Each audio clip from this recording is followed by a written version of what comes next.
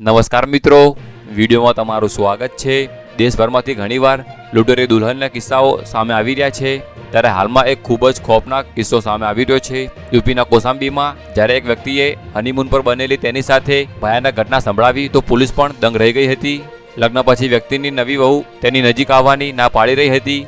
લગભગ 25 દિવસ સુધી આમ જ ચાલી રહ્યું હતું। એક દિવસ પતિએ તેની સાથે સુહાગરાત મનાવવાનો પ્રયત્ન કર્યો હતો। ત્યાર પછી દુલ્હને પતિના પ્રાઇવેટ પાર્ટને દાંત વડે કાપ્યો હતો। તે કંઈ સમજે તે પહેલાં જ નવવધુ રોકડ અને દાગીના લઈને ભાગી ગઈ હતી। આ મામલો કોસાંબી જિલ્લાના કોકરાજ વિસ્તારના એક ગામનો છે। યુવકે જણાવ્યું કે તેમના લગ્ન 27 જાન્યુઆરીએ મિર્ઝાપુરના વિદ્યાચલમાં થયા હતા। પત્નીએ હનીમૂનના દિવસે પણ સંબંધ બાંધવા ના પાડી દીધી હતી અને ત્યારબાદ બીજા દિવસે પત્નીએ પતિના પ્રાઇવેટ પાર્ટને દાંતથી કાપ્યો હતો। આ પછી તે વ્યક્તિ પીડાથી કંટાળી ગયો અને પલંગ ઉપર જ વિલાપ કરવા લાગ્યો હતો।